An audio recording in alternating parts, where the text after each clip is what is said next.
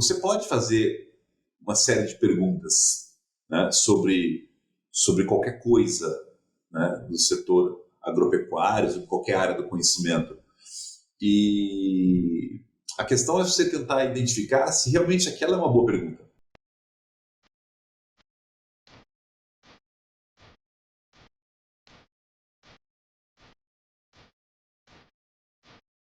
Olá, ouvintes do Mais Rumen Podcast. Eu sou Daniel Augusto Barreta, eu sou zootecnista e professor da Universidade do Oeste de Santa Catarina, UNOESC Xanxerê. Gostaria de desejar que vocês aproveitem o episódio e gostem, assim como eu gostei de gravar. Hoje eu tenho a satisfação de conversar com o professor André Fischer Sbrisser, que é professor dos cursos de Medicina Veterinária e Agronomia do CAV e UDESC, além de ser docente do programa de pós-graduação em Ciência Animal do CAV e UDESC. Professor André, seja muito bem-vindo ao Mais Rumen Podcast. É uma satisfação estar falando com o senhor hoje.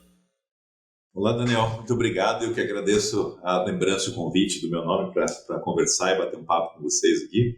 E parabéns pela iniciativa e estou à disposição para essa nossa conversa. Muito bem, muito obrigado, André. O professor André aceitou prontamente o convite em colaborar conosco e hoje eu chamei ele justamente para nós tratarmos de um tema que tem a ver com a agropecuária, tem a ver com a pesquisa, mas que muitas vezes ele acaba transcendendo essa área, né, a área agropecuária, e ele se aplica para outras áreas também.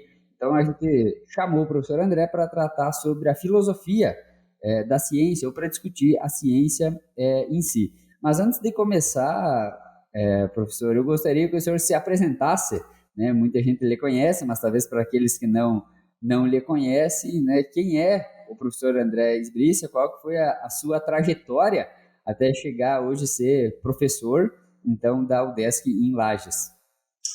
Muito bem, Daniel. Então, eu, por formação de graduação, eu sou agrônomo, fiz curso de agronomia na Federal do Paraná, Curitiba. Depois, eu sempre tive uma paixão muito grande pela área agropecuária e pela agronomia em si, e dentro da agronomia também sempre tive muito gosto, e sempre foi uma área que me interessou muito desde muito pequeno, que é a área da pecuária, né? Dentro da pecuária, particularmente aquela pecuária que lidava com a parte de produção animal em pastagens. Então, depois de ter feito meu curso de agronomia, eu fui fazer o meu mestrado na USP, em Piracicaba, na Exalc, e lá eu fiz o mestrado e também o doutorado, né? Fiz ambos os cursos lá. E durante o doutorado tive uma oportunidade muito importante à época de passar um tempo na Nova Zelândia, que é um país que é uma das referências no mundo em pecuária em pasto, né? E quando eu finalizei meu doutorado, então eu voltei. Quer dizer, apareceu a oportunidade, tive outras oportunidades nesse meio tempo, né, em outras instituições com passagens mais breves, né, outra instituição, melhor dizendo, passagem mais breve. E em 2005 surgiu a oportunidade de um concurso aqui em Lages, na UDESC, e é onde eu estou desde então, né, desde 2005 aqui, atuando principalmente nos cursos de agronomia e medicina veterinária também, lecionando a disciplinária de forragicultura e pastagens, né? E também no programa de pós-graduação em ciência animal, onde a gente trabalha com orientando alunos de mestrado e doutorado nessa linha de pesquisa de pastagens, né, como um todo, tanto manejo quanto uma parte que envolve um pouco mais ecologia também. Então a gente faz essa mistura dentro da nossa linha de trabalho. É o que a gente tem feito até hoje aqui, né, dentro da universidade. Isso, e o professor André, talvez até para quem não saiba, nós temos uma relação, foi meu orientador de doutorado, então eu fiz uma parte do meu processo de formação também na UDESC, no CAV, e sob orientação do professor André Sbrissia. E nesse período, então, além de inúmeros conselhos, enfim, discussões que nós tivemos acerca da pastagem em si, né, muitas das discussões, né, e o professor mantém isso com vários dos seus alunos, discussões mais relacionadas à filosofia da ciência, né, de fato, né, o método por trás, o pensamento por trás daquela pesquisa que é executada, né, no campo, e que isso se aplica a alguns conceitos a diversas áreas, não só a floricultura, né? Então, assim, para um início de conversa, professor André, como é que seria uma definição? O que é ciência? O que é essa ciência feita, né, nos muros das universidades, nos muros dos institutos de pesquisa? O que é a ciência? Essa é uma boa pergunta, né, Daniel? Porque, assim, você sabe que muitos autores super importantes, assim, têm se debruçado justamente sobre a melhor definição sobre esse conceito, né? Sobre o que é ciência, né? Se a gente fosse ser bastante simples para tratar dessa palavra ciência, né? O que ela seria, né? A gente poderia, de uma maneira breve, dizer que a ciência é uma forma de você, de uma maneira utilizando-se de métodos apropriados, né? De você produzir e sistematizar o conhecimento que existe, né? Então, isso seria ciência, seria um procedimento de você adquirir conhecimento, adquirir informações sobre o mundo que te cerca, que nos cerca, né? Usando os métodos apropriados para isso, né? Então, isso seria uma maneira de você simplificadamente, muito simplificadamente, dizer o que seria ciência, né? Agora, é bom lembrar que, como eu disse, muitos autores se debruçam sobre isso para, inclusive, dizer que tipo de conhecimento acerca do mundo, por exemplo, é científico ou não é científico, por exemplo. São questões muito, muito debatidas por muitos, né? Sim, mas e aí pegando, professor, esse gancho, então, que a gente às vezes quando fala em ciência tem a percepção lá do cientista, muitas vezes tem a imagem de um químico, né, testando lá num laboratório, soluções e tudo mais. Mas, assim, tratando de Brasil, do que o professor conhece tanto na questão agropecuária, mas fora disso, o que seria características de produzir uma pesquisa científica de qualidade e se hoje poderia se considerar que o Brasil, sim, é um país que produz ciência de qualidade? Eu não tenho dúvida que a gente produz uma ciência de muito boa qualidade no Brasil, não tenho dúvida. Existem coisas que a gente pode pegar, inclusive, que ilustram isso. Por exemplo, nós temos a nossa agropecuária, por exemplo, toda a nossa evolução de índices da nossa pecuária, nossa agricultura, a expansão da agricultura para dentro do cerrado, por exemplo, isso é feito a partir de muita ciência, de muita gente que dedicou muito cérebro e suor para entender a melhor maneira de se fazer isso, né? Então a gente tem de fato uma ciência agropecuária muito boa, a gente tem um programa de genética em cima do gado Nelore que é muito bom, a gente tem outras áreas do conhecimento, por exemplo, a própria Embraer, que é uma empresa brasileira que faz uma ciência dentro de aviões, com aviões, enfim, né? E isso você não consegue fazer se você não estiver produzindo dentro da própria companhia uma ciência, né, que alavanque, nesse caso, um produto, né?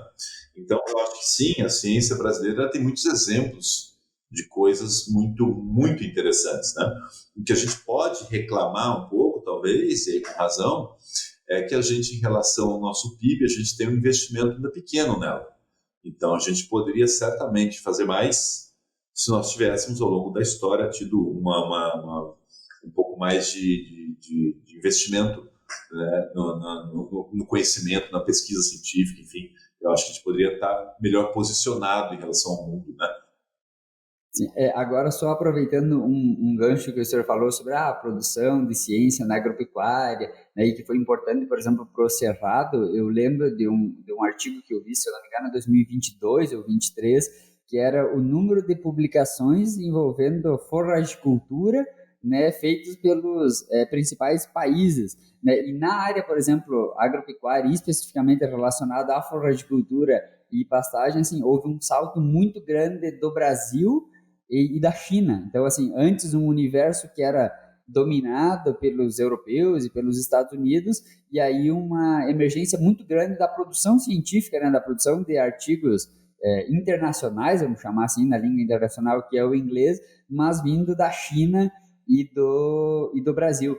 E aí até pegando esse gancho, mas trazendo para o lado da agropecuária, para a pessoa que vai realizar uma pesquisa científica ou que procura fazer ciência, seja isso como um aluno de pós-graduação, enfim, no instituto de pesquisa, na opinião do senhor, o que não pode faltar para uma boa pesquisa científica, né, para ser considerado, e nós já discutimos isso em outros momentos, que a condução de um experimento por si só, ele não é necessariamente uma pesquisa científica ou produzir ciência, que há muito que você tenha que gastar antes planejando, né, um experimento, de fato, pensando na agropecuária, do que só indo lá e executando, certo? Então, um experimento para coleta de resultados. Uhum. Sim, bom, especificamente em relação à sua pergunta, o que não pode faltar, eu acho que a primeira coisa que é muito importante o que não pode faltar, ou não deveria faltar, é tempo para que você possa fazer uma boa pergunta, né? Então, acho que a boa pergunta, ela é fundamental para a boa ciência, né? Então,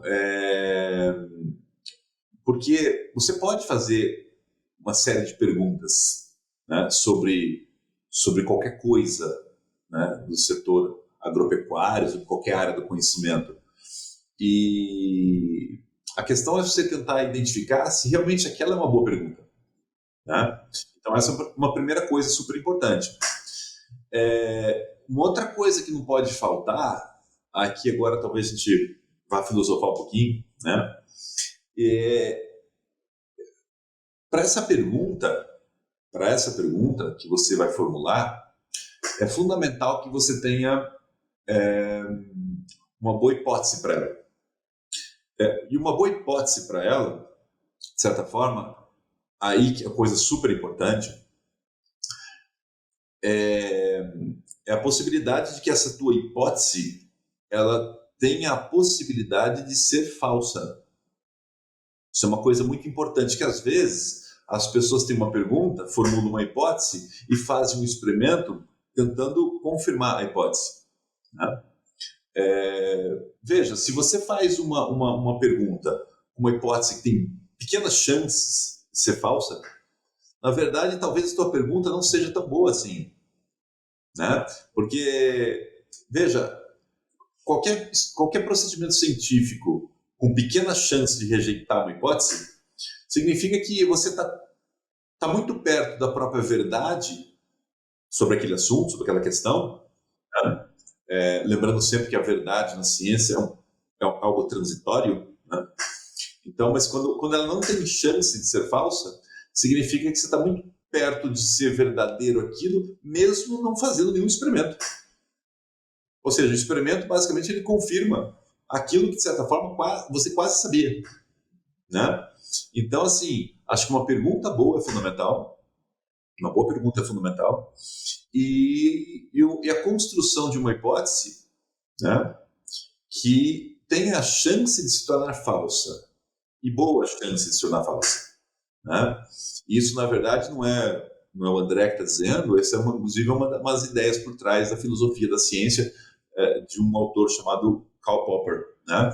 Que ele trabalha muito com essa ideia da necessidade de que as hipóteses elas tenham a possibilidade de serem falsas, e tanto melhor é a hipótese quanto maior a chance dela ser falsa. Por que também isso é importante, né, Daniel? Porque quando você testa uma hipótese que tem grande chance de ser falsa, e você faz um experimento e você confirma ela, a robustez ou a qualidade do conhecimento agora adquirido, ela é maior, né? Justamente, eu ia só pegando essa pequena respiração do senhor, porque era justamente uma próxima pergunta, né? Assim, o que seria uma definição um pouco mais básica de hipótese? E eu compreendi a mensagem do senhor, mas assim, se nós fôssemos colocar isso num experimento, um exemplo prático, talvez, né, do que é um bem pensar de uma hipótese, e eu talvez então significa, por aquilo que o senhor explicou, que eu tenho uma hipótese. Quanto mais chance tiver dessa hipótese ser falseada, melhor. Porque se tiver todas as perspectivas indicarem que ela vai ser confirmada, então quase que apenas com a revisão bibliográfica, ou com um esforço, com uma conjectura mental, eu posso chegar num resultado sem necessariamente conduzir o experimento. É isso? Exatamente.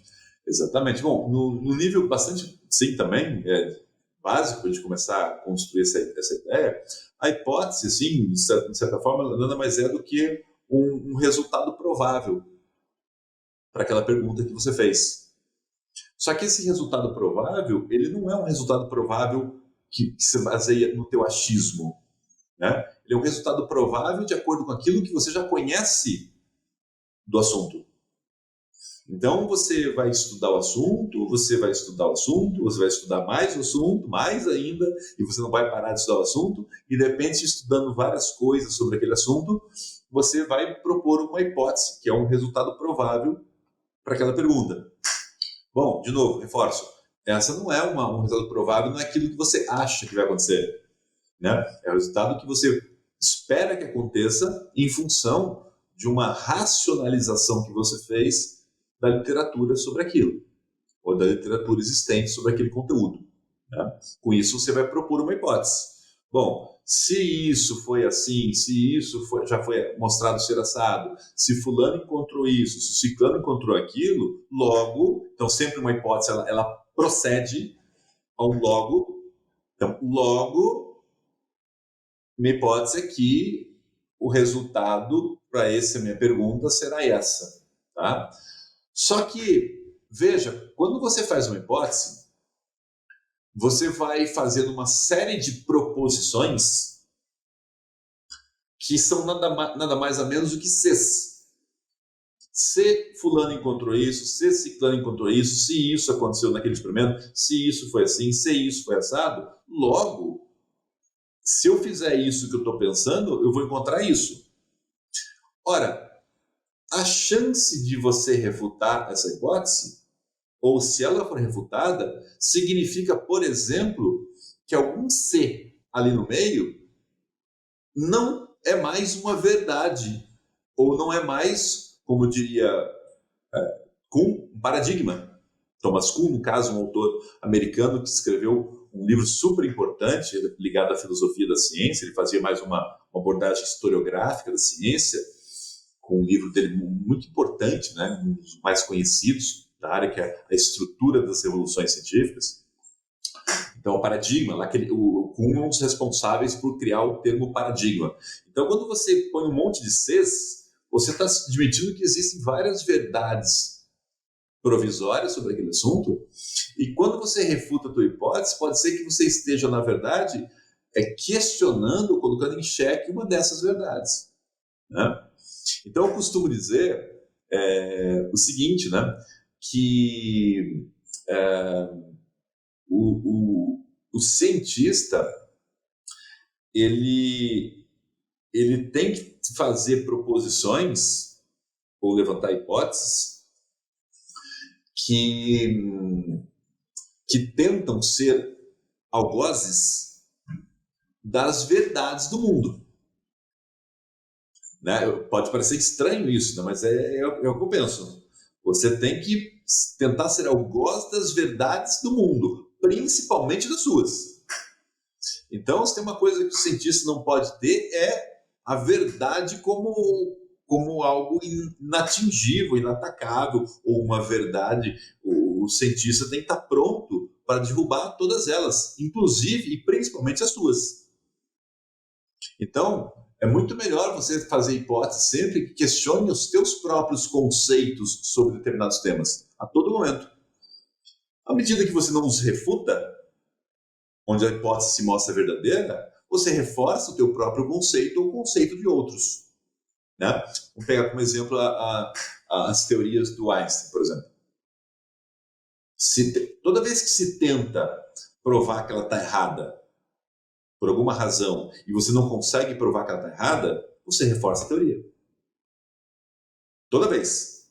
Então eu vou provar que o Einstein estava errado. Aí eu vou fazer um experimento para mostrar que ele estava errado em relação a um fato qualquer da teoria dele. Aí você vai lá, faz um experimento e não refuta, você reforça a teoria dele.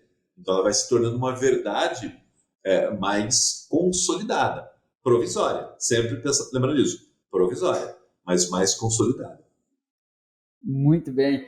Eu até, o senhor ia falando, eu ia anotando aqui alguns pontos, né, que cada vez que se tenta, vamos pensar assim, desconfirmar essa hipótese, ela ganha mais robustez, certo? Aquele pensamento prévio, né, aquela informação. E eu lembro que até nas nossas conversas, né, e até num livro do Taleb, ele comenta que a ciência ganha força de fracasso em fracasso, assim, ele faz uma reflexão nesse sentido, e eu anotei algoz das suas convicções e principalmente as próprias convicções. Então, se eu tenho uma hipótese, eu defendo determinada ideia, eu preciso pensar um experimento, conduzir uma pesquisa científica para tentar pôr a minha verdade em xeque para provar que há uma possibilidade daquilo estar errado, a minha concepção prévia. E uma vez que eu não consiga, a minha própria concepção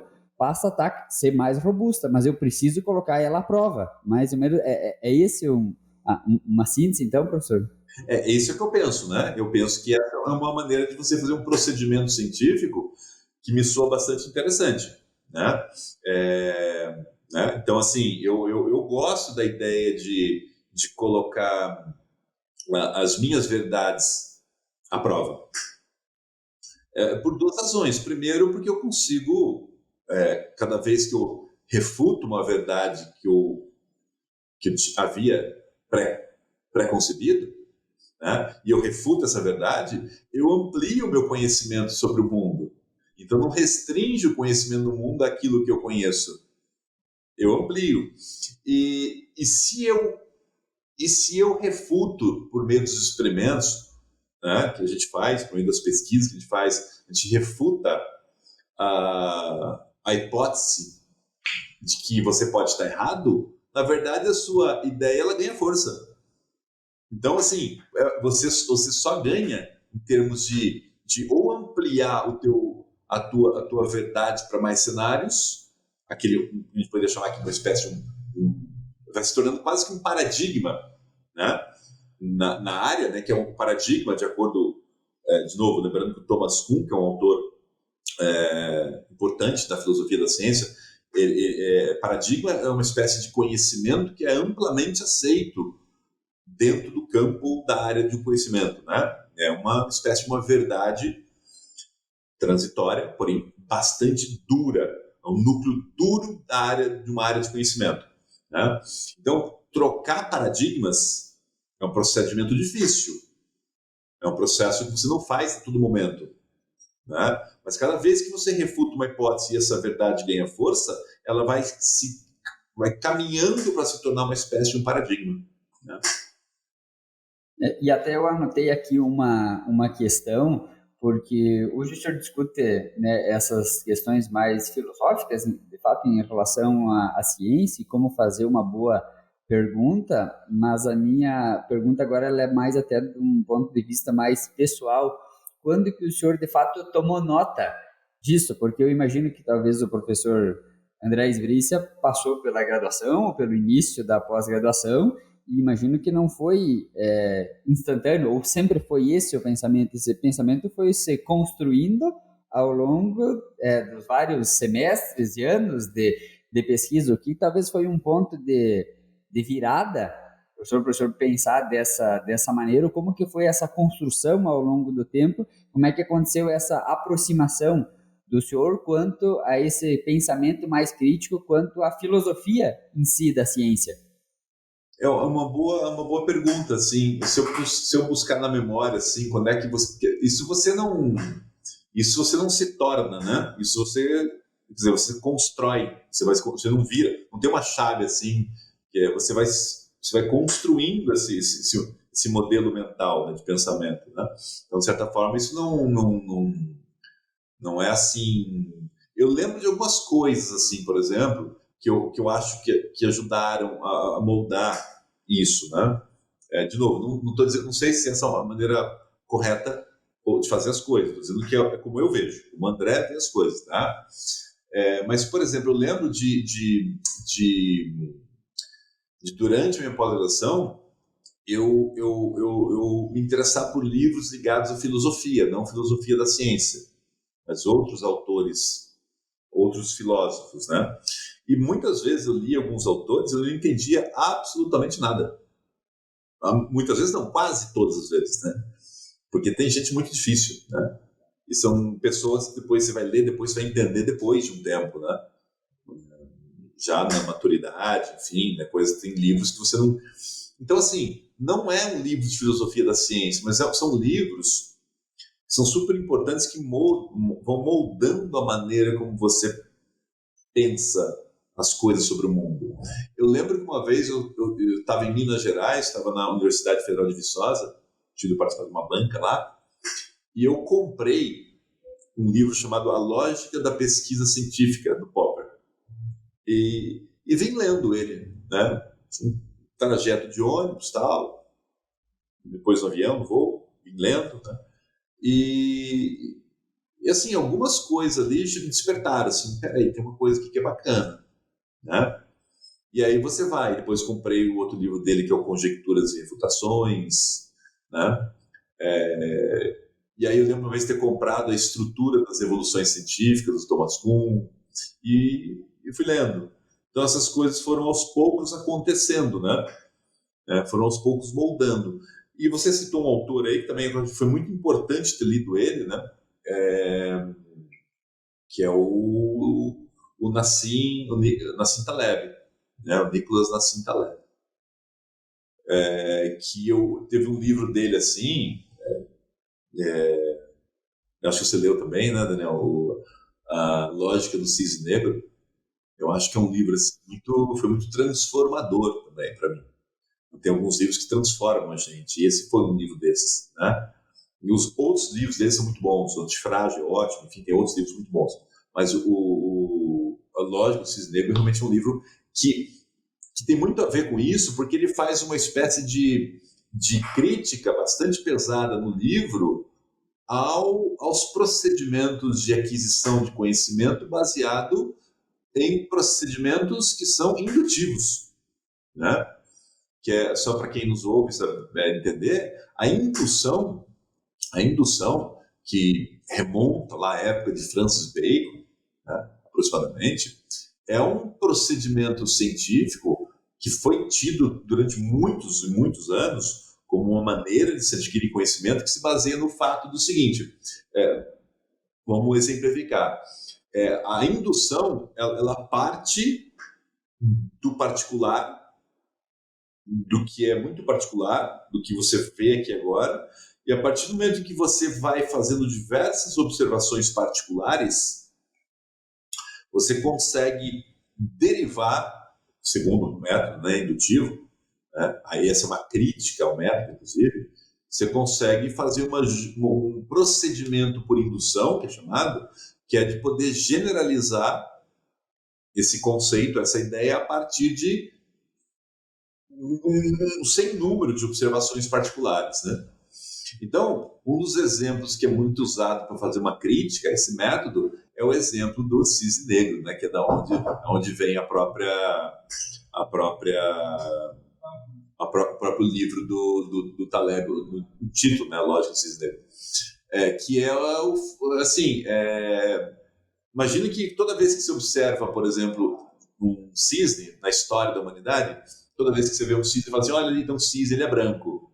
Aí você vai em outro lugar, você olha um cisne e fala assim, olha, ali o cisne também é branco. Aí você observa dezenas, centenas, milhares de cisnes, e você observa que todos são brancos. E aí você faz um erro nesse processo de indução, que é colocar um logo após essas inúmeras observações e concluir, olha, eu observei 2.000 cisnes e todos são brancos. Logo, cisnes são brancos. Esse é um procedimento errado do ponto de vista científico, né? Muito conhecimento foi adquirido assim, mas muitos deles por sorte, né? Aí até que um dia olharam na Austrália um cisne negro. Ou seja, então a tua lógica de que todos os cisnes são brancos vai por terra. Então a indução, que é o que o método dedutivo se propõe a resolver, que é a justificação desse processo, fazendo um processo inverso, hipotético, dedutivo, ganhou mais força, principalmente nesse último século, né, para substituir o método indutivo. Então, assim, eu acho que foi um processo que foi construído muito vagarosamente ao longo da minha formação, né?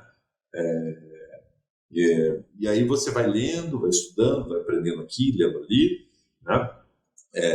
Tem muitas coisas boas no YouTube hoje para isso também, então você acaba, muita gente competente, produzindo material de qualidade sobre esses assuntos. Então você vai, acho que pegando um pouco ali, e você acaba construindo tua própria concepção, né, da produção do conhecimento. Quando o senhor comentou do exemplo do cisne, né, que então bastou um cisne negro, até dá para fazer um paralelo talvez com o início da nossa conversa, que antes o paradigma, o axioma, era de que todos os cisnes eram brancos, e à medida que você descobre que há pelo menos um cisne negro, colocou aquela verdade em prova. E aí também pegando um exemplo, quando o senhor comentou do livro, que começou lendo, então, vindo de Minas Gerais, eu lembrei, tem um dos episódios aí que está na internet do Clóvis de Barros, ele fala também de uma determinada frase que ele gravava a aula do orientador dele, e aí parou numa frase, e aí não conseguia entender, e aí foi falar até no orientador, e aí o orientador dele fez uma reflexão que assim, que alguém escreveu, né, aquilo ali, ele só precisava ler e estava difícil, né? Então, assim, é um vídeo que depois até acabou viralizando, né, sobre a pessoa se esforçar para, de fato, ir atrás das coisas e buscar o real significado, tentar entender. E casualmente, esse livro, a Lógica da Pesquisa Científica, se eu não me engano, que é do Popper, é esse o título? Popper, Lógica da Pesquisa Científica. Da pesquisa científica, eu também comecei a ler, mas eu ainda estou na fase de que eu comecei a ler, e aí algumas partes eu não entendi, e aí a leitura está parada, né? Mas isso foi algum tempo atrás que eu preciso retomar. E achei interessante como o senhor comentou, que essa construção do pensar mais crítico, de fato, da ciência, ela não teve um start e foi, até hoje não se pensava assim, a partir do momento que isso foi uma construção. E até eu vou fazer disso um link para a próxima pergunta, que é o seguinte, alguém que hoje, né, faz doutorado, necessariamente é um cientista, ou a formação da pós-graduação, na opinião do senhor, ela pode formar alunos, no caso até doutores, se nós estiver falando de uma formação a nível de doutorado, que não necessariamente são cientistas? Eu acho que a função, por exemplo, de um doutorado, principalmente, né, é formar cientistas, né, formar pessoas com essa capacidade de sistematizar o raciocínio, sistematizar a reflexão de um campo, do conhecimento, e propor alternativas, saídas, soluções, levantar hipóteses, conduzir experimentos para testá-las, enfim, acho que esse é um dos grandes desafios, né? Agora, se você me pergunta se a pessoa sai assim, eu diria que não, né? Eu acho que nem todos saem assim, né? Alguns, porque às vezes transitam pelo doutorado e às vezes não tem o devido cuidado ou até mesmo estímulo para fazer essa mecânica de pensamento, ou essa mecânica do pensar, assim, né? Que às vezes, ou falta interesse, muitas vezes, né? Que a pessoa tem outros objetivos com o doutorado, por exemplo, que não é fazer esse exercício do bem pensar, né? Então, por uma outra razão, acho que nem todos saem, né? Não sei exatamente, não saberia aqui, nós teríamos que pensar bastante em tentar achar culpados para todos não saírem assim, mas também eu acho que não tem um jeito também de você fazer isso de uma maneira muito muito rápida. Às vezes, com 4 anos, você pode até apresentar para as pessoas essas questões, né? Mas às vezes você não é suficiente para você sedimentar esse tipo de pensamento, né? Eu acho que isso acontece também. Você falou da lógica da pesquisa científica que você começou a ler, né? Essa é uma coisa super importante que eu deixo até de mensagem, né, para quem nos ouve. Esses livros, né, a gente não pode ler esses autores, os livros dessa natureza, como quem lê um romance, como quem lê uma obra de ficção. Porque não tem quem matou, sabe? Não tem um desfecho a história, não tem. Vai lá achar o culpado, tipo o livro da Agatha Christie, né? Daí é um livro de ficção, né?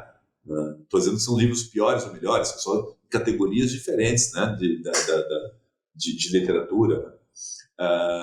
Mas então livros como o do Popper, por exemplo, você às vezes te basta ler 1/10 dele para você buscar no livro aquele tipo de reflexão necessária para você, né? Então, esses livros têm essa característica, né? De não ter exatamente um desfecho. Às vezes o que está dito nas primeiras 50 páginas te interessou, por exemplo, e aí você não se interessa mais pelo resto dele. Isso acontece muito com esses livros também, né? E aí, o senhor até comentou que há uma formação, digamos assim, continuada para a pessoa evoluir a maneira de pensar, de fato, a ciência e a pesquisa científica, e que talvez por alguma série de motivos pode ser que as pessoas passem pela pós-graduação sem necessariamente refletir sobre esse tipo de questão, né? Então, como eu até tinha como um apontamento que eu ia lhe perguntar como melhorar justamente isso, né? Talvez, porque na opinião do senhor deixou transparecer do quão importante é de pensar fazer uma boa pergunta, de ter uma boa hipótese, né? E qual seria o caminho para tentar melhorar essa percepção. Eu até tinha colocado como uma provocação, porque o doutorado, no Brasil, normalmente se chama a pessoa doutora, né, em tal assunto, mas acredito que venha do inglês, é o PH e o D, né, que justamente viria de uma origem de philosophy doctor, certo? Então, hoje talvez a gente poderia até tratar de que o PH está separado do D, em alguns programas pode, enfim, em algumas formações, vamos tratar dessa maneira, quem sabe tenha muita formação ou mais focado no D, certo? E talvez esquecido um pouco, deixado um pouco de lado essa reflexão em relação ao PH, em relação ao philosophy? É uma boa pergunta. Eu acho que é uma certa desconexão, sim, né, Daniel? Se a gente for nos remeter a essa abreviação do termo em inglês, né, para quem faz o doutorado, alguns países usam, né, o PhD, outros não, mas o PhD, de fato, ele remonta à ideia de você ser doutor em, né, philosophy doctor, né? Então, eu acho que há uma certa desconexão, sim, né? Entre tá separado o PH do D realmente, de fato, né? Então, a gente tem que batalhar para que você não passe por um doutorado hoje, seja, por exemplo, e se torne um executor de experimentos. Você entende um pouco de estatística, sabe como deve ser conduzido um experimento, sabe o que é um tratamento, sabe o que é um fator, sabe que são níveis de um dado fator, e você consegue executar um experimento e analisá-lo. Então, mas não pode ser só isso, né?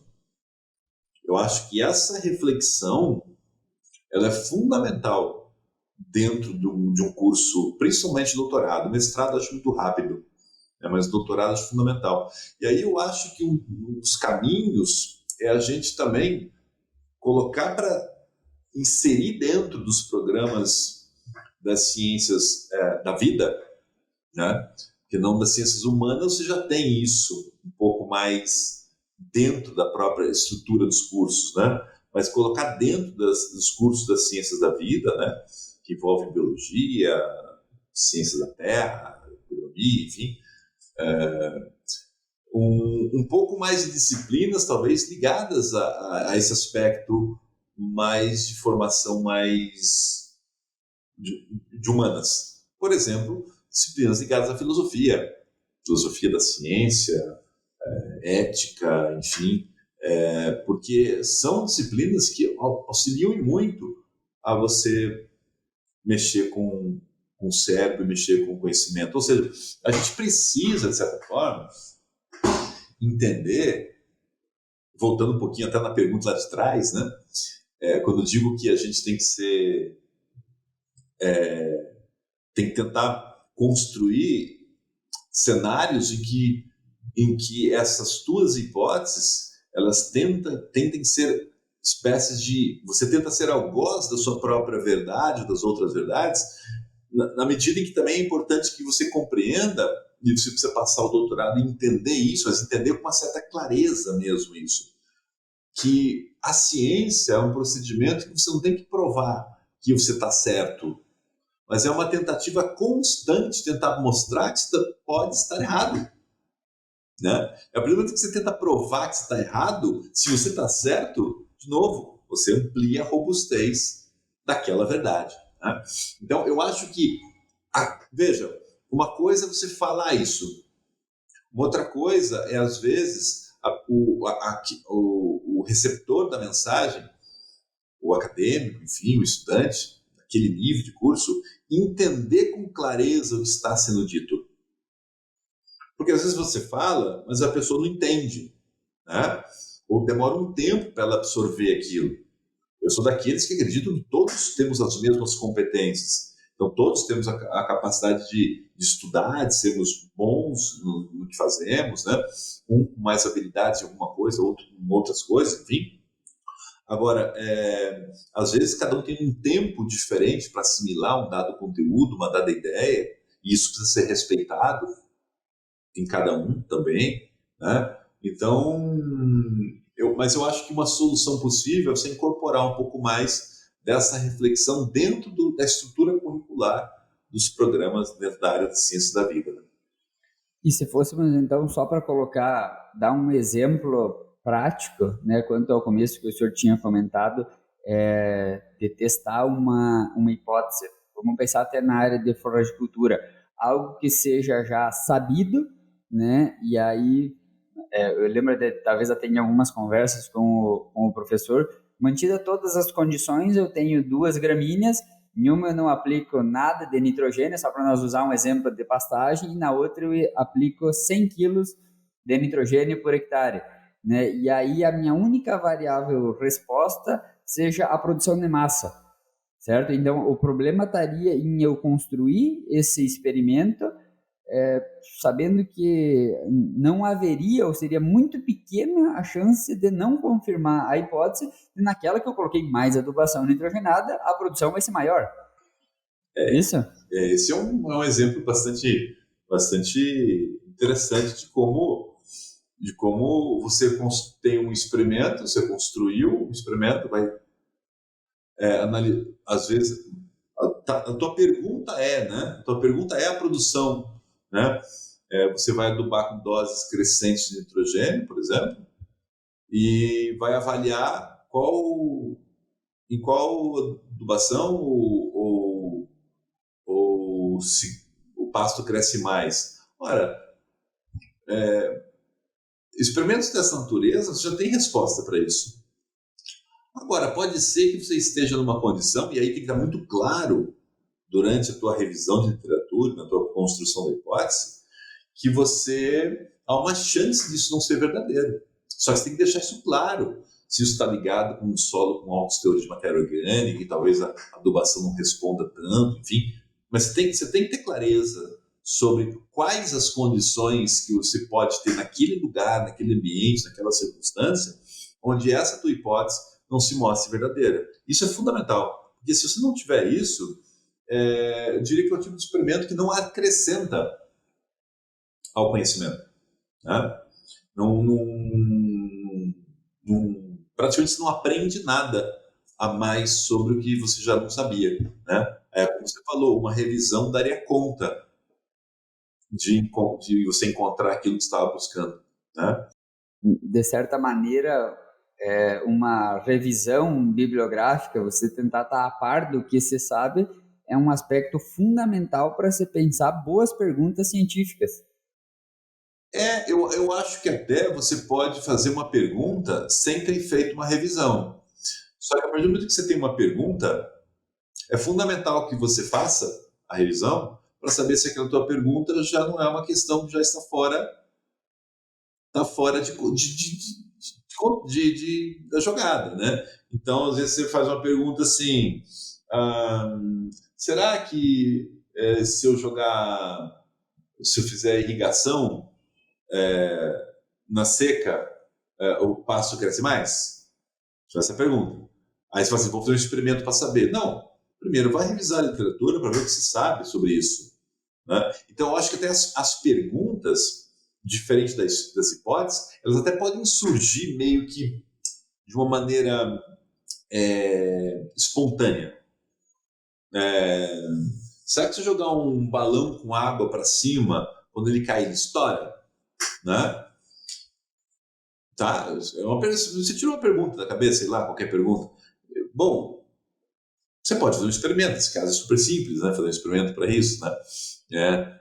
Mas quando você for revisar a literatura, pode ser que você vai encontrar coisas do tipo, depende de quanto água você colocou lá dentro, depende da espessura da borracha, que é o balão, depende de que tipo de piso vai cair esse balão, depende de que altura você vai jogar esse balão, de que altura ele vai cair, entende? Então, assim, existem fatores que afetam o resultado provável para aquela pergunta. E isso tudo tem que estar na tua revisão para construir depois a hipótese. Olha, se eu jogar um balão assim, assim, assim, a essa altura, ele vai cair no chão e vai estourar por quê? Bom, porque subindo a uma dada altura, quando ele cair, tem a aceleração da gravidade, então ele vai chegar no solo com uma velocidade de tantos quilômetros por hora, ou tantos metros por segundo, e o piso que vai cair é um piso que é assim, e o coeficiente não sei o quê, quando bater, sabe, vai estourar. Né? Então, claro, você faz uma revisão longa para formular uma hipótese. Usamos um exemplo aqui, né, que não sei se eu faria um experimento para isso, mas enfim, né? Mas é mais ligado ao tipo de procedimento, né, que eu acho importante para você construir conhecimento. Lembrando sempre que conhecimento é uma das definições mais, assim, diria, mais que está mais no cotidiano sobre o que significa conhecimento, lembrando que ele é uma crença verdadeira e justificada. Isso é conhecimento. Então, conhecimento é necessário que você acredite, né? Veja que a crença, mas não basta só crer, né? Aquilo em que você crê é absolutamente necessário que seja verdadeiro e que tenha uma justificação, né? Então, muitas vezes o que a gente encontra é que as pessoas creem em algo, né? E muitas vezes a justificação para a crença é feita, às vezes, por experimentos, por exemplo, que são feitos ou construídos para justificar a crença. Então, assim, é um troço meio maluco. Não sei se eu espero que o pessoal que esteja nos ouvindo esteja entendendo essa conversa, né? Assim, que não tenha ficado... porque... deixa eu tentar me explicar. Porque, às vezes, você acredita tão pesadamente nas tuas verdades e você tem um certo pânico de se desfazer dela. E aí você constrói, por exemplo, estruturas experimentais para que você confirme a tua verdade. Certo? Então, existe uma justificação para a tua verdade, para a tua crença, só que o procedimento foi feito para que você valide ela. Não vai feito para que você coloque-a em prova, em xeque. Então, eu também tenho minhas dúvidas se isso é ciência, ou se pelo menos é boa ciência, né? Então, acho que você tem que estar sempre se questionando, sempre né, sempre pensando que você pode estar, de certa forma, errado, né? Acho que a gente até transitou um pouquinho, né? Porque a tua pergunta era de outra coisa, né? Viu como esse assunto é fácil você sair da rota também, né? Não, mas muito, muito bom, professor. Acho que ficou bem claro, principalmente algumas diretrizes, né, assim, para pelo menos instigar a reflexão quanto a esses passos que são extremamente importantes. Indo para o final, então, da nossa conversa, né, tenho só mais duas perguntas. E aí, onde foi o seu primeiro estágio, né? Qual foi o momento, né, que o senhor talvez já comentou até brevemente lá no início, qual foi uma definição ou um momento importante para o André decidir ir para a área de forragicultura? Então, eu acho que a decisão para ir para o campo da forragicultura, ela se deu antes de eu entrar na faculdade. Então, assim, não teve na universidade algo que tenha me despertado, porque eu já queria isso mesmo, né? Como eu disse para você, o histórico, eu tenho meu pai é agrônomo, passei minha infância numa cidade no interior do Mato Grosso do Sul, uma infância muito bacana, e lá, um estado bastante pecuário, né? Então, assim, eu sempre tive contato, né, com com esse setor, né, desde muito cedo. Então, é uma coisa que eu sempre quis fazer. E engraçado que também sempre queria trabalhar com a parte de pastagens, né? Mas assim, o primeiro contato na universidade que eu tive com a pesquisa com isso foi durante uma oportunidade, uma bolsa de iniciação científica que eu, que eu tive no curso de agronomia, que era para trabalhar com a parte de calagem em alfafa, né? Ali foi meu primeiro contato com o mundo da pesquisa sobre o assunto, né? Então, assim, aí depois eu terminamos esse projeto e tal, né? Que envolvia a calagem, enfim, em alfafa, né?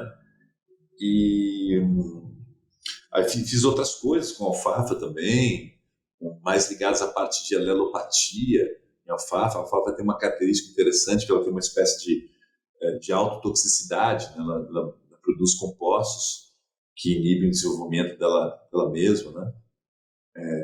Uma alelopatia intraespecífica, né? E eu estudei isso um pouquinho também. Aí depois tive a oportunidade de trabalhar com outro professor da área, também em Curitiba, trabalhando mais com a parte de manejo, enfim. Então, assim, mas o primeiro contato, de fato, foi com um estágio com uma bolsa de científica com alfafa. Esse foi o meu primeiro contato. Não, bacana. E agora, então, para encerrar, né, o professor coordena, faz parte, né, de um grupo de pesquisa em pastagens, então até gostaria que o senhor só comentasse brevemente, né, sobre esse grupo. Eu sei que recorrentemente tem inscrições abertas, né, o senhor abre vaga para pesquisa para, enfim, aluno de pós-graduação, mestrado e doutorado, e por fim, até hoje,